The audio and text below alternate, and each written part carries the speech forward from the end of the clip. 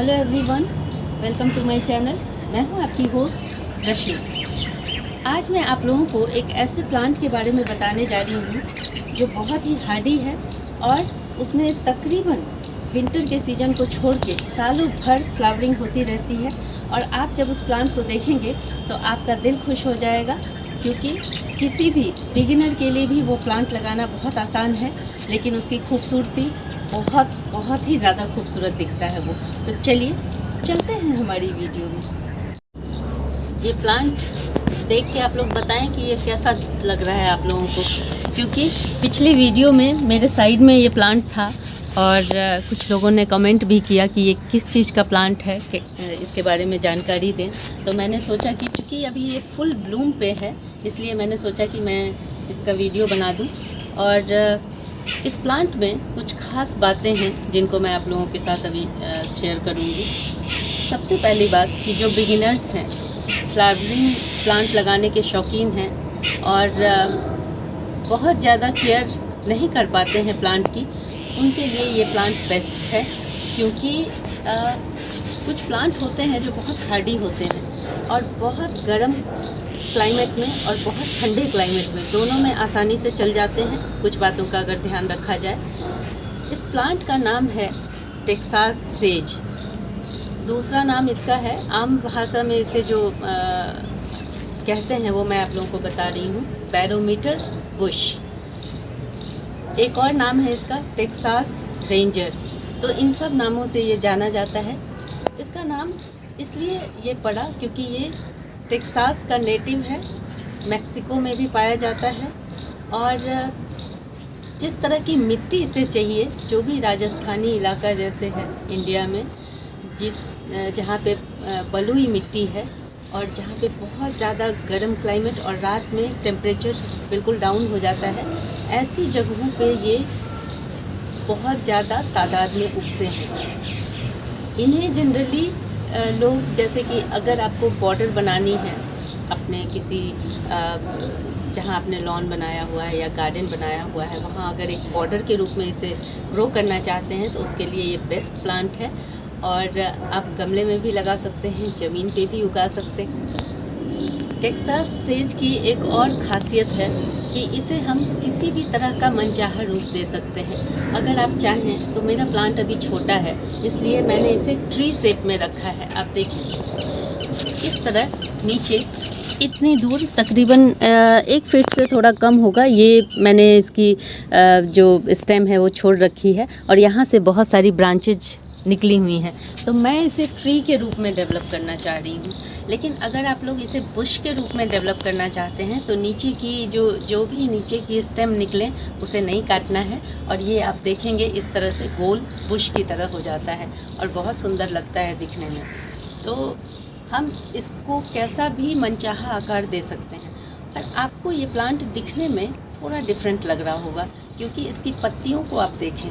इसकी पत्तियाँ, मुझे लगता है कि ये थोड़ा सिल्वर जैसा लुक देती हैं। इसकी पत्तियां ग्रीन नहीं हैं, हल्का सा वाइटिश इसमें है। और इसके साथ ही इसका जो कॉम्बिनेशन है फ्लावर का, बहुत शानदार है।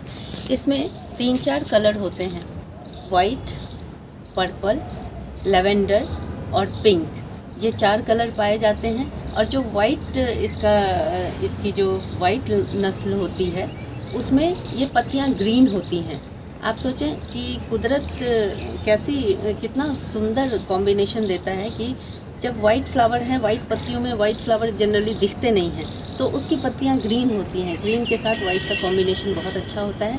और अभी तो आपको ये इसमें कम फ्लावरिंग दिख रही होगी, मैं मिस कर गई। जैसे ही बारिश की शुरुआत होती है इसमें भर जाते हैं, ये फ्लावर से भर जाता है। और हर 20 से 25 दिन में आपको ऐसा ही कुछ नज़ारा देखने को मिलेगा। जनरली हम जो परमानेंट प्लांट्स लगाते हैं उसमें एक पर्टिकुलर टाइम होता है उसके खिलने का, लेकिन ये प्लांट ऐसा है कि विंटर को छोड़ के सालों भर आपको इस तरह से भर के फ्लावरिंग देता रहेगा।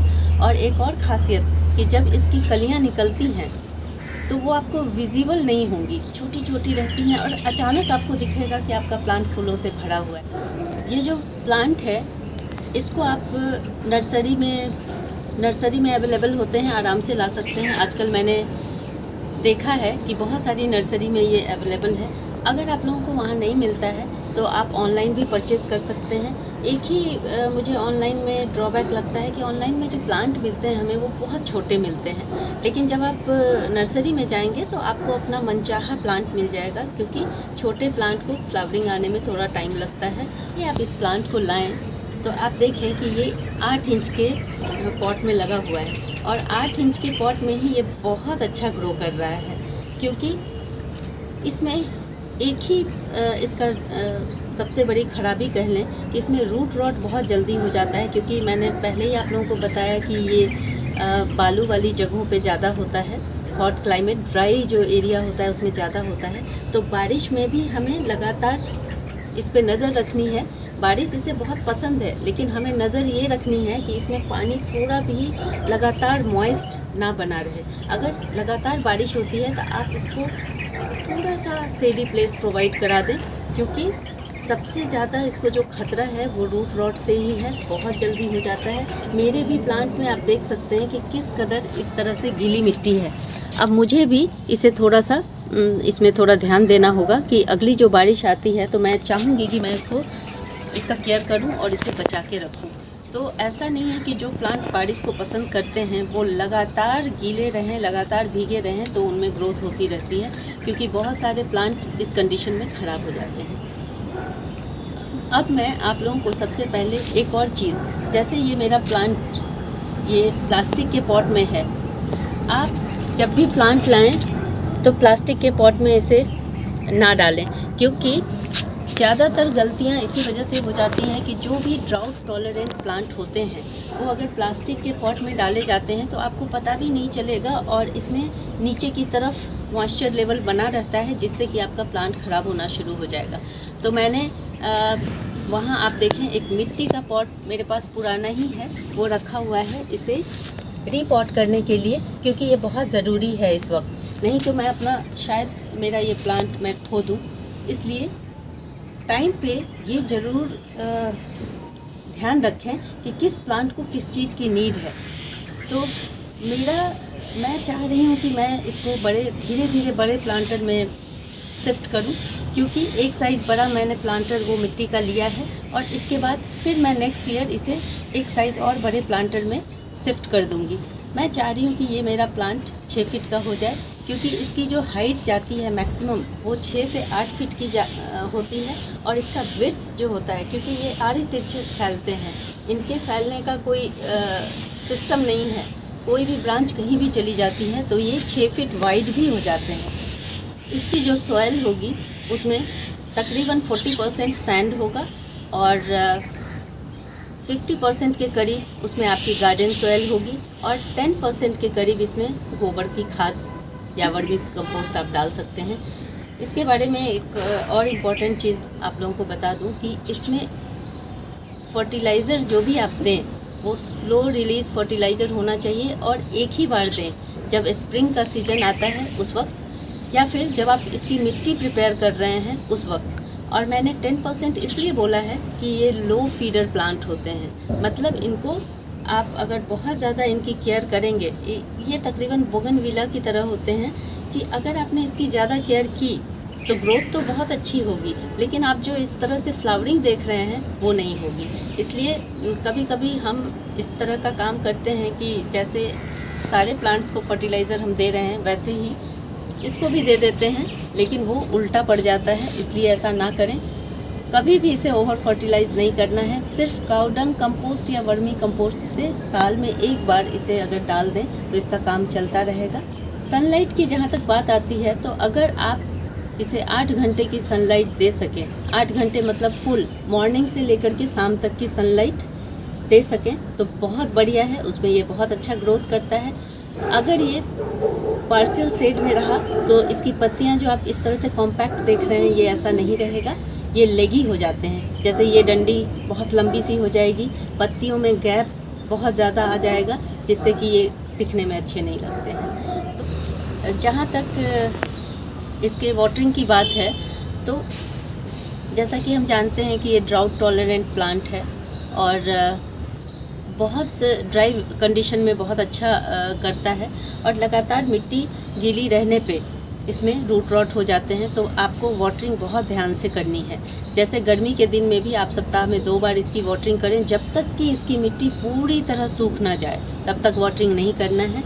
और जहाँ तक पेस्ट की बात है तो मैंने अभी तक इसमें किसी भी तरह के पेस्ट का अटैक नहीं देखा है। तकरीबन ये पेस्ट फ्री है। बस एक ही प्रॉब्लम है रूट रॉट का, उस पर हमें ध्यान देना है। अगर आप लोगों ने मेरी पिछली वीडियो देखी होगी तो मैंने इसमें नीम खली डालते हुए आप लोगों को दिखाया था। इसमें नीम खली डली हुई है, तो बारिश के मौसम में नीम खली का या फिर एंटी फंगल किसी भी पाउडर का इस्तेमाल इसमें ज़रूर करें। और आप लोगों के मन में आ रहा होगा कि मैंने इसकी रीपॉटिंग आप लोगों को क्यों नहीं दिखाई। तो अभी जैसे लगातार बारिश हो रही है, मेरे सारे गमलों की मिट्टी इतनी ज़्यादा गीली है कि उस मिट्टी को मैं अभी मैनेज नहीं कर पाऊँगी, इसलिए मैंने आप लोगों को नहीं दिखाया। लेकिन आप लोग जैसे मैंने मिट्टी बनाना बताया है उस तरह से अगर करेंगे, और ड्रेनेज सिस्टम, जो भी ड्रेनेज सिस्टम आप डालें बहुत सारा रखें। जैसे मेरे वो मिट्टी का पॉट आप देख रहे हैं, उसमें बहुत बड़ा ड्रेनेज सिस्टम है जिससे नीचे की तरफ से पानी आसानी से निकल जाए। और प्लास्टिक पॉट में लगाने से अवॉइड करें, क्योंकि ये प्लांट इसके लिए नहीं बना, ये प्लांट ख़राब हो जाएगा। तो इस तरह से आप जितने भी मैंने जो भी बातें आप लोग को बताई उसको फॉलो करके आप इस प्लांट को बहुत अच्छे से मैनेज कर सकते हैं। और एक और चीज़, आप इसकी उल्टी साइड में देखें, इसको घुमाते रहें, क्योंकि सन फेसिंग जो भी एरिया होता है उसमें ग्रोथ होती है। आप देखें यहाँ पे आपको कुछ डंडियाँ इस तरह से दिख रही होंगी। हालांकि ये सूखी नहीं है, लेकिन इसमें पत्तियाँ नहीं है, क्योंकि ये ऐसी जगह में रखा हुआ था जहाँ इन स्टेम्स को सनलाइट नहीं मिल रही थी। लेकिन अभी मैं इसको प्रून नहीं कर रही हूँ, क्योंकि बहुत ज़्यादा लगातार बारिश में प्रूनिंग से बचना चाहिए, नहीं तो डाई बैक की प्रॉब्लम हो जाती है। इन स्टेम्स में फंगस लगने के चांसेस रहते हैं, इसलिए मैं इसको अभी कुछ भी छेड़ नहीं रही हूँ, क्योंकि आप देख रहे हैं कि मेरा प्लांट फ्लावरिंग पे है। अगर आप लोगों को मेरी ये वीडियो पसंद आती है तो प्लीज़ इसे लाइक, शेयर एंड सब्सक्राइब करना ना भूलें। बेल बटन को ज़रूर दबाएँ। Leave nature, love nature. Thank you.